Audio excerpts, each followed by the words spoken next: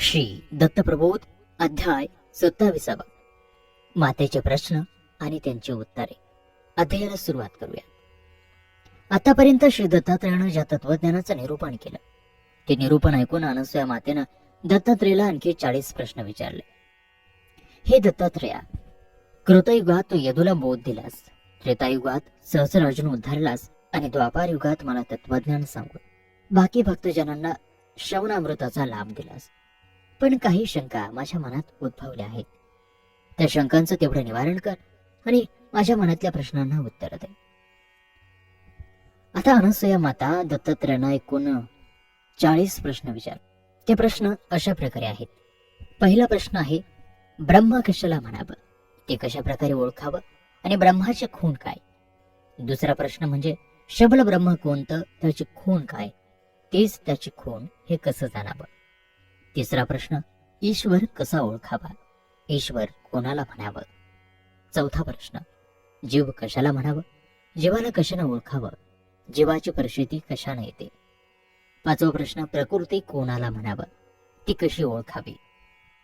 सहावा प्रश्न, परमात्मा म्हणजे कोण, त्याचं रूप कोणतं, त्याचे गुण कोणते. प्रश्न सातवा, आद्य ब्रह्म कोणाला म्हणावं. आठवा प्रश्न, निश्चय म्हणजे काय. नववा प्रश्न, कर्म कशाला म्हणावं, कर्म म्हणजे काय. 10वा प्रश्न आहे, अकर्म म्हणजे काय. 11वा प्रश्न, सर्वात श्रेष्ठ तप कोणतं. 12वा प्रश्न, असुर कोणाला म्हणावं. 13वा प्रश्न, ज्ञान कशाला म्हणतात. 14वा प्रश्न आहे, अज्ञान म्हणजे काय. 15वा प्रश्न, संसार म्हणजे काय, त्याचा विस्तार केवढा. 16वा प्रश्न, बंध कशाला म्हणावं, बंधाची लक्षणं कोणती, बंधातून मुक्त होणं म्हणजे काय. 17वा प्रश्न, मोक्ष कशाला म्हणावं, तो कोणत्या मार्गाने मिळतो. 18वा प्रश्न, सर्वात उत्तमातलं उत्तम सुख कोणतं. 19वा प्रश्न, दुःख कशाला म्हणावं, हे दुःख कशामुळे निर्माण होतं. 20वा प्रश्न आहे, स्वर्ग म्हणजे काय, तो कशामुळे प्राप्त होतो. 21वा प्रश्न, नरक कशाला म्हणतात, तो का भोगावा लागतो, नरकापासून सुटण्यासाठी काय करावं. 22वा प्रश्न आहे, परमपद म्हणजे काय, ते कसं ओळखावं. 23वा प्रश्न, उपास्य दैवत कोणतं मानावं, त्याची उपासना कशी करावी. 24वा प्रश्न, विद्वान कोणाला म्हणावा आणि तो कसा जाणून घ्यावा. 25वा प्रश्न, मूढ किंवा मूर्ख कोणाला म्हणावा, तो कसा ओळखावा. 26वा प्रश्न आहे, संन्यास म्हणजे काय, त्याची लक्षणं कोणती. 27वा प्रश्न आहे, ग्राह्य म्हणजे काय. 28वा प्रश्न, अग्राह्य म्हणजे काय, अग्राह्य त्याज्य का ठरवायचं ते सांग. 29वा प्रश्न, समाधी कशी असते, ते म्हणजे काय. 30वा प्रश्न, ब्राह्मण कोणाला म्हणावं. 31वा प्रश्न, आसन कसं घालावं. 32वा प्रश्न आहे, मुद्रा कशी ठेवावी. 33वा प्रश्न, कोणतं ध्यान धरावं. 34वा प्रश्न, जप कोणता करावा. 35वा प्रश्न, क्षत्रिय कोणाला म्हणावं. 36वा प्रश्न, वैश्य कसे पारखावे. 37वा प्रश्न आहे, शूद्र कुणाला म्हणावं. 38वा प्रश्न आहे, आचार म्हणजे काय. 39वा प्रश्न आहे, चांडाळ कुणाला म्हणावं. आणि 40वा प्रश्न आहे, जागृती आणि निद्रा म्हणजे काय. दत्तात्रेय, तू सर्वज्ञ आणि जाणता आहेस आणि म्हणून माझ्या सर्व प्रश्नांची उत्तर देऊन तू माझं समाधान करशील. माझे कान अतिशय आतुरले आहेत.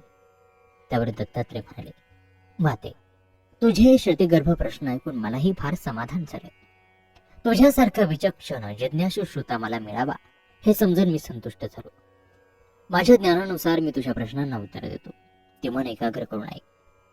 हे प्रश्न विचारून तू एका अर्थी परोपकारच केलास. तुझे ज्ञान मला इतर श्रोत्यांसाठी खुलं करायला लावलंस. एका अर्थी तू धन्य आहेस. तुझा पहिला प्रश्न आहे ब्रह्माबद्दलचा. खरं तर ब्रह्म म्हणजे अखिल अभंग आहे, उपाधिरहित निसंग आहे. कर्तृत्व गाजवणे अकर्तृत्वी होण्याचा त्याचा स्वाभिभाव आहे, त्याचा स्थायी भाव आहे. ते सारं काही भोगतं, पण भोगूनही अभोगी होतं. ते अतिशय शुद्ध, शांत, निर्गुण आणि निरामायी नित्यानंदी अगोचर असं आहे. ते सर्व रसांना जाणवतं, शब्द श्रवणानं समजतं, नेत्रानं पाहता येतं आणि नासिकेनं हुंकता येतं. त्याच्या विना शरीर चालत नाही आणि त्याच्या संवेदनेनं किमयेनं सर्व अद्भुत शारीरिक लीला घडून येतात. तोच साऱ्या चराचरातून समस्त रूपाने नटला आहे, पण तरीही तो रूपातीत आहे. अब्राह्मस्तंभापर्यंत पदार्थ मात्राला नाश आहे, क्षय आहे, पण ब्रह्म मात्र अविनाशी आहे. ब्रह्मास्त्र त्याला जाळू शकत नाही, शस्त्र त्याला छेदू शकत नाही, अग्नीमध्ये ते जळत नाही, ते अविनाशी आहे. तुझा दुसरा प्रश्न आहे, शबल ब्रह्म म्हणजे काय? शबल ब्रह्म म्हणजे शुद्ध निखिल ब्रह्मापासून अहम ब्रह्मास्मी हे चैतन्य महातत्व मायेसहित निर्माण झाला. त्यातून दोन प्रकृती निर्माण झाल्या. त्यातली एक प्रकृती शुद्ध ब्रह्म आणि दुसरी प्रकृती शबल ब्रह्म. शुद्ध ब्रह्मापासून जीवाला इच्छा निर्माण झाली, त्यातून त्रिपदेची निर्मिती झाली. ही त्रिपदता म्हणजेच तत्वदसितता. हे त्रिआत्मक अन्नासाठी मातृत्व परमाचा स्वीकार करतात. या त्रिगुणातून त्रिअहंकाराची निर्मिती होते. जे एक आहे ते मीच आणि जे अनेक आहे तेही मीच. एकोह बहुस्याहम असा संभ्रम स्वतःच्या बळावर त्याने निर्माण केला. याला शबल ब्रह्म म्हणतात. या शबल ब्रह्माला विवेकानं ओळखावं, कृतिकारकानं जाणावं आणि त्याच्या चमत्काराने दीपून न जाता अलिप्त राहावं. खऱ्या ब्रह्मतत्वाच्या चिंतन मननामध्ये मग्न व्हावं. तुझा तिसरा प्रश्न आहे, ईश्वर म्हणजे काय? ईश्वर म्हणजे जो सर्वात्मकपणे चराचर व्यापक आहे, सकळ जनांचा पालक आणि तारक आहे, बुद्धिदायक व विघ्नहारक आहे, ज्याच्या आज्ञेवाचून झाडाचं पान देखील हलत नाही, ज्याच्या आज्ञेत ब्रह्मादिक देव सरोवर हे सारे आहेत, हे साऱ्यांवर फक्त त्याचीच सत्ता आहे. असा तो एकच ईश्वर आहे. त्याच्या आज्ञेनंच समुद्र आपली मर्यादा सांभाळून राहिली. त्याच्या आज्ञेनंच समुद्र आपली मर्यादा सांभाळून राहिला. ती मर्यादा त्याने कधीच उल्लंघली नाही. पंचमहाभूतांना आपल्या काबूत ठेवून वागणारा हा ईश, हा षडाकृती षडगुणी आणि व्यापक आहे. अनंत कोटी ब्रह्मांडाचा नायक आणि निर्माता आहे, नियंता आहे आणि या साऱ्यांना खेळवून कार्य करायला लावून अकर्ता होणारा तर ब्रह्मरूप सनातन गुणी असून निर्गुण आणि पूर्ण ईश्वर आहे. तुझा पुढचा प्रश्न, जीव म्हणजे काय? जे उक्त आहे म्हणजे ब्रह्मा विष्णू महेश गणगंधर्व चंद्रभास्कर अनेक दैवते हे सारं ज्याच्या निजध्यासानं अस्तित्वात येतं, त्या विविध रूपाला जीव असं म्हणतात. जीव हे स्थूलमान प्रमाण मानायला हवं. अशा कितीतरी जीवज्ञाती भूमीवर पाताळात सर्वत्र असतात.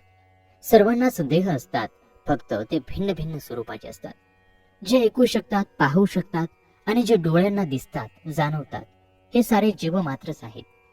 बहू जीवः हा या इथला नियम असतो. तुझा पुढचा प्रश्न आहे, प्रकृती म्हणजे काय? प्रकृती म्हणजे मूळ ब्रह्मापासून इच्छाशक्ती निर्माण झाली. तिच्यापासून विलक्षण असे माया जन्माला आली.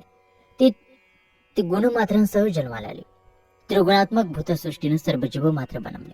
स्वर्ग मृत्यू आणि पाताळ घडवले. असं असंभाव्य सामर्थ्य दाखवणारी ब्रह्मेची शक्ती म्हणजेच प्रकृती होय.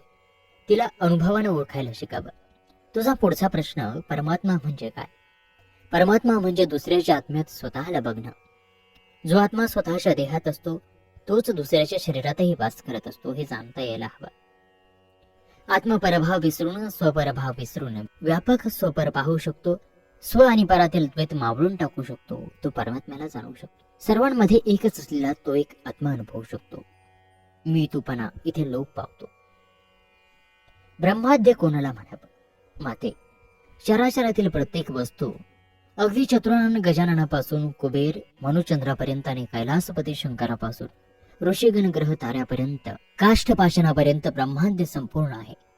यतीचा शोध घ्यायचा म्हणजे भेदाभेद न ठेवता, भेद मुरवत न बाळगता, फक्त व्यवहारासाठी ज्या प्राण्यांची योजना केली गेली आणि त्यामुळं पृथकत्व आलं तेच म्हणजे यते.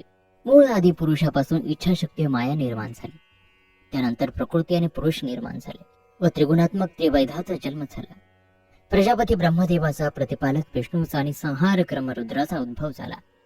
वेदना अवघ्या चराचराची उत्पत्ती केली. याला कश्यप सृष्टी असं म्हणतात. इथूनच वर्ण जन्माला आले. एक श्रेष्ठ वर्ण नेमून 3 वर्णांनी त्याची सेवा करावी असं ठरलं व 4ही वर्णांना विविध कामं वाटून दिली.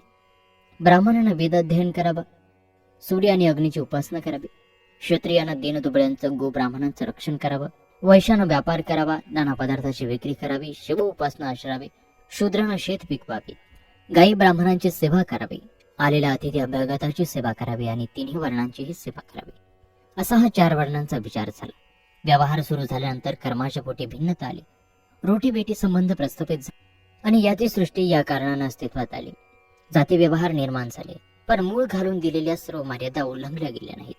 मूळाचार, देवाचार, शास्त्राचार, श्रेष्ठाचार, वृद्धाचार, कुलाचार आणि शेवटचा असा देशाचार, असे 7 जनाचार लौकिकासाठी प्रत्येक जण पाळू लागला. रूढी न मोडता वागू लागला. पण या साऱ्या आचार विचारातून, उपचारातून लौकिकाच्या विचारातून मुक्त होऊन द्वैताचा विचार टाकून जो एकात्म विचार करतो तोच मोक्षाप्रत जाऊ शकतो, आत्मशक्तीच्या मार्गाने चालू शकतो.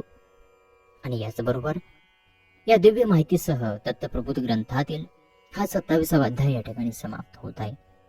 आता उर्वरित प्रश्नांचे उत्तर पाहूयात पुढील 28व्या अध्यायात. तोपर्यंत नमस्कार, धन्यवाद. श्री गुरुदेव दत्त.